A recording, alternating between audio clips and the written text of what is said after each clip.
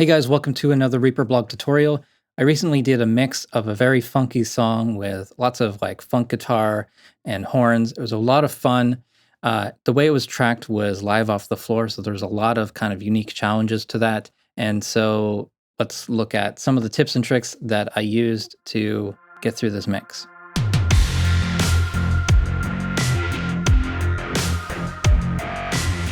If you want to learn more about mixing in Reaper, check out mixinginreaper.com. There's a bundle there for $75.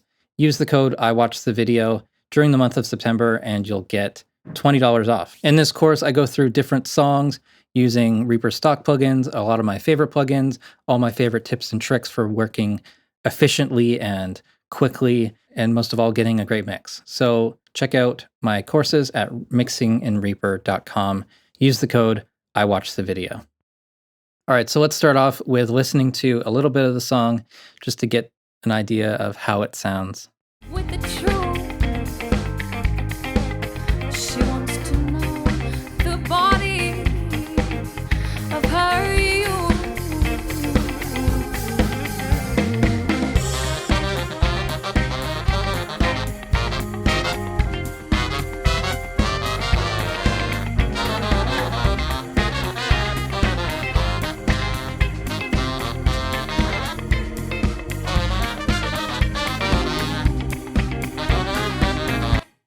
There's a lot of fun to mix this one. I don't often get to mix stuff with horns, and it's just fun. It's great. I love it.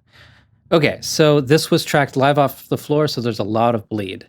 So in the drum tracks, in this section, you can really hear a lot of the other instruments, like the horns. That's not a big deal compared to having a lot of drum tracks and everything else in the vocal. So here's this section of the vocal.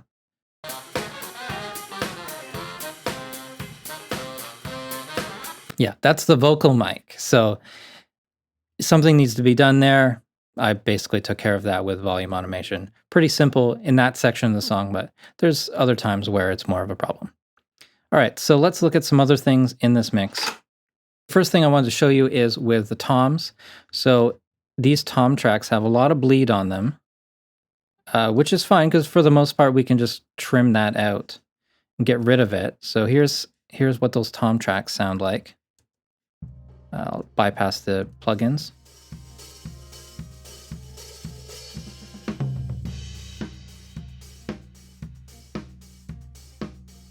So you can kind of hear this hum every time the kick and the snare go.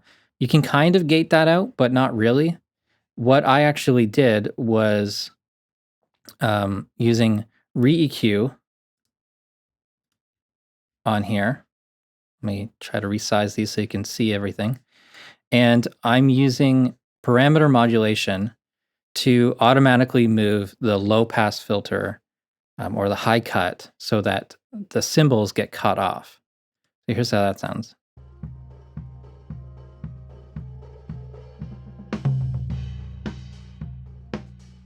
But also I'm doing, like a hard edit like this. And so all there is just these toms on the track. And you completely miss that cymbal being there.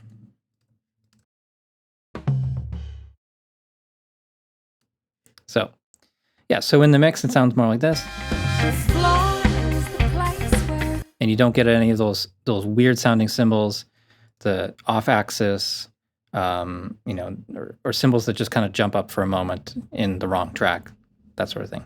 So I like to do that in most mixes where there's a lot of bleed, or the tom tracks, I kind of treat them like samples. I layer them in often. This was tracked really well. There's no sort of phase issues or anything, and you can get away with that. You can't always. Taking a closer look at the EQ here, it was band 6 is my low pass. I take the frequency and then I go to param menu, parameter modulation MIDI link. And so it's taking its own signal, the input bass position for this, down here. This is where basically where I want that filter to end. And I'm using the positive direction. As the signal comes in, the filter comes up. When a signal comes in and as the signal lowers, it drops down. And so the brightness of the cymbal doesn't come through on the tom track. So it's a pretty simple trick. I'm sure I've shown it before in another video. I can't remember the name of it, but it's something that I've definitely used a few times in the past. So that was really helpful. Another thing is on the vocal track. So in here, I'm doing a lot of volume automation, doing some like de-essing with the take volume envelope. And other parts, I'm kind of boosting up the trailing bit of some of the phrases. So I will play just this vocal track without the vocal automation. She saw life that would let her flow. And then with the automation. She saw life that would let her flow. In the mix, doing those little volume automation things really help. This is before any effects on the track. So you can push up some things a lot harder than you might think you need to. So you might need to bump something up 4 dB because then the compressor is going to push it down a little bit. And you need to do that to get it to sound right sometimes. So I'm doing things like taking out pops, lowering S's, boosting up the ends of words. Like here's one. With the truth. She's singing this quite softly here. With the truth. It's pretty subtle, but I think you hear the word all the way to the end there. It's a lot better. Take volume automation, super important. There's volume automation on nearly all the tracks, and I'm using latch-preview mode. I've shown this in multiple videos, where basically I make a time selection like this between markers. I press P, I make my changes, press P again, and it writes those changes to that section, automatically putting in points to transition between sections. I'll zoom in here. So in here, I'm changing the balance of the snare drums, the snare drum mics between these sections of the song. So I'll solo the drums here.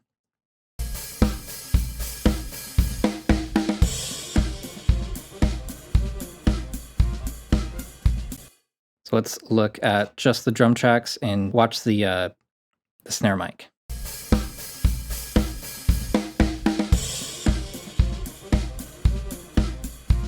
At the end,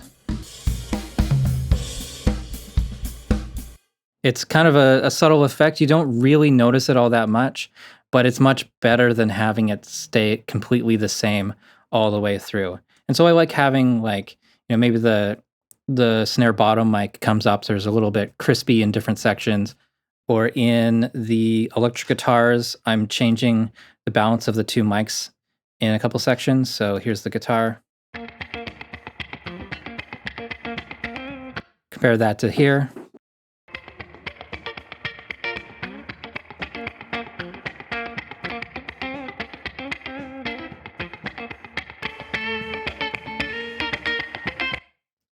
Again, not a huge difference because it's the same performance. I'm not changing different amps or anything. Two mics on one amp, but it does make a difference and kind of adds more contrast between the sections.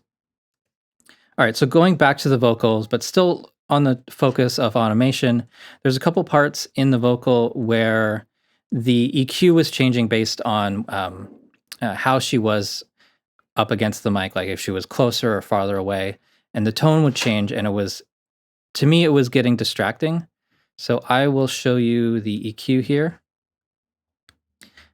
And let's turn off the tabs. Okay, I'm going to bypass it and then just listen to how kind of the bass and clarity of the vocal changes just in these couple phrases here.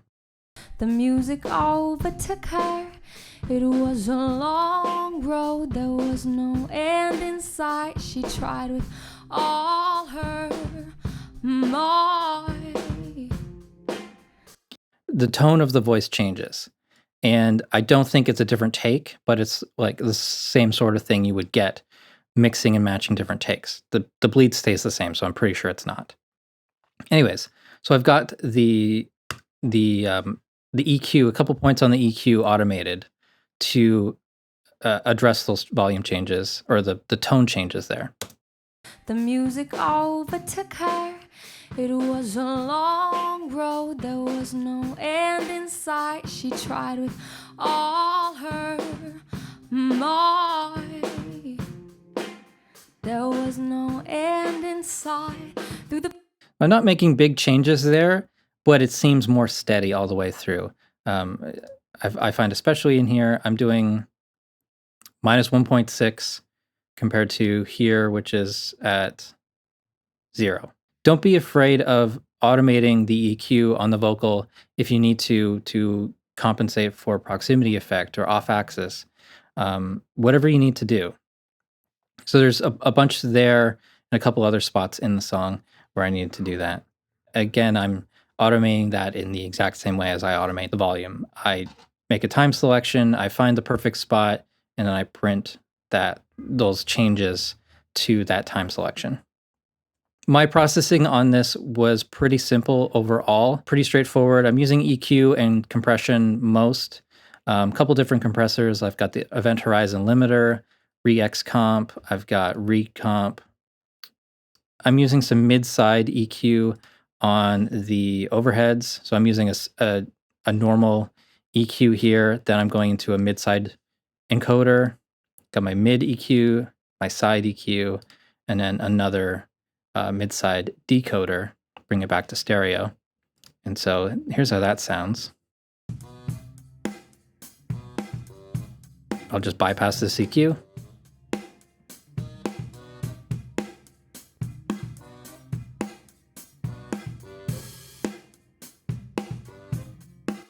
And I like to do that to kind of control the lows and highs in the side channel, you know, the differences between the left and right. It can make it sound a little bit wider.